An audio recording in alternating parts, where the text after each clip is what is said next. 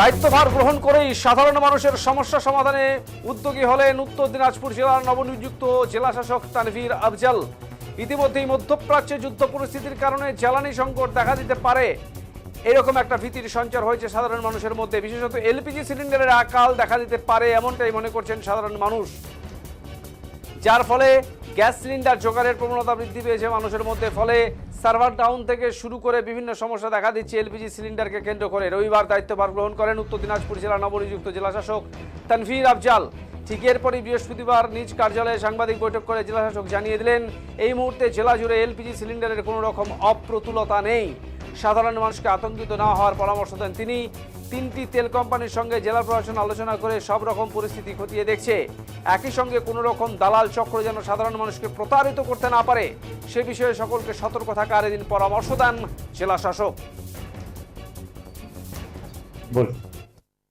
প্রথমেই জেলা প্রশাসনের পক্ষ থেকে আজকে যারা এখানে উপস্থিত হয়েছেন সবাইকে স্বাগত জানাচ্ছি। আমার এখানে এই জেলাতে রবিবার জয়েন করার পরে আপনাদের সাথে প্রথম আমার মিটিং। আশা করি আগামী দিনে আরো লাগাতার আপনাদের সাথে বিভিন্ন বিষয় নিয়ে মিটিং হবে।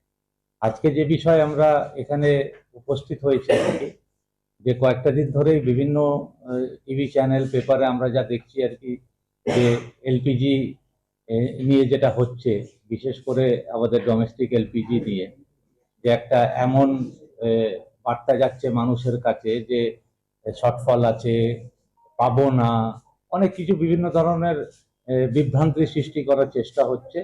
এটা নিয়ে আমরা আজকে আমাদের যে তিনটে তেল কোম্পানি আছে আর কি, আইওসিএল, বিপিসিএল এবং এইচপিসিএল, এই তিনটে কোম্পানির সাথে এবং যারা আমাদের ডিস্ট্রিবিউটার ডিলার যারা আছেন এদের সাথে আমরা আজকে সকালবেলা একটা মিটিং করেছি। সেই মিটিংয়ে আমরা খুব পরিষ্কারভাবে তেল কোম্পানিদের কাছে জানতে চাইলাম যে আপনাদের প্রোডাকশন বটলিং ইউনিট বা যে গাড়িগুলি রাস্তায় আছে কোনো জায়গায় কোনো সমস্যা আছে কিনা।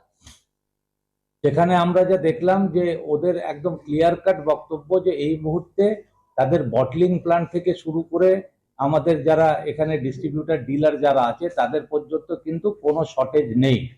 হ্যাঁ, ডেইলি যা বুকিং হতো, ধরুন হয়তো 7,000 হতো পার ডে বুকিং, সেটা হয়তো এখন 7,500 হয়ে গেছে। কেন? একটা প্যানিক বুকিং এর একটা, যেহেতু চারদিকে এরকম একটা পরিবেশ তৈরি হয়েছে আর কি, যে মানুষ একটু প্যানিক বাইং এর দিকে চলে যাচ্ছে আর কি। তো সেখান থেকে আমরা যে আজকে আশ্বস্ত হলাম যে এই মুহূর্তে আমাদের উত্তর দিনাজপুর জেলার মধ্যে কোথাও কিন্তু অ্যাজ ইনফর্ম বাই দি তিনটে যে তেল কোম্পানি আছে ওদের যে সিনিয়র অফিসিয়াল যারা আছেন আর কি, তাদের সাথে আলোচনা করে যে আমাদের কিন্তু এখানে কোনো ঘাটতি নেই। আপনাদের মাধ্যমে কিন্তু জেলার যারা আমাদের সাধারণ মানুষ আছেন যারা এলপিজি ব্যবহার করেন ডোমেস্টিক, তাদের কিন্তু আশ্বস্ত করতে পারি জেলা প্রশাসনের পক্ষ থেকে যে এই মুহূর্তে কোনো শর্টেজ নেই।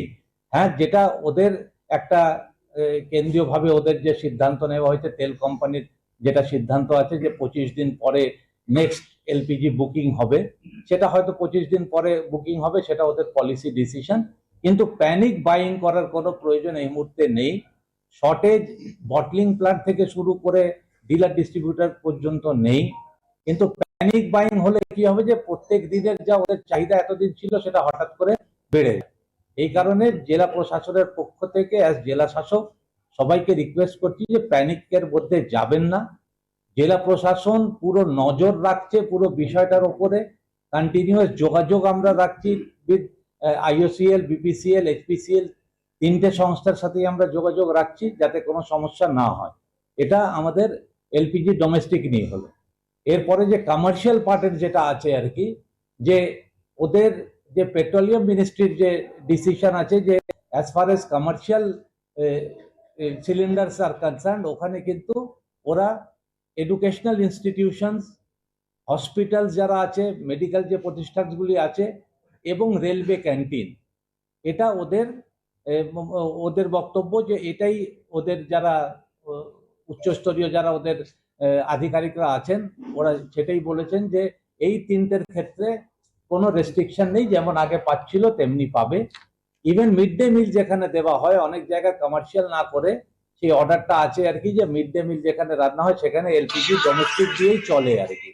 তাহলে ওটার ক্ষেত্রে আমরা ক্ল্যারিফাইড হলাম যে আমাদের যেখানে মিড ডে মিল চলছে সেখানেও কিন্তু কোনো শর্টেজ হবে না।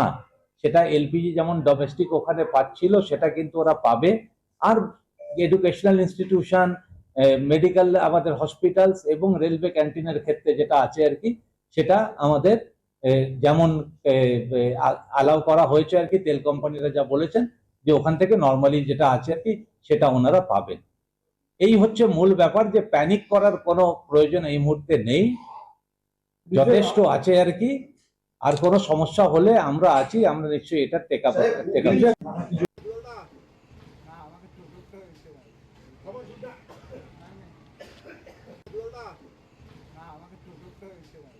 খবর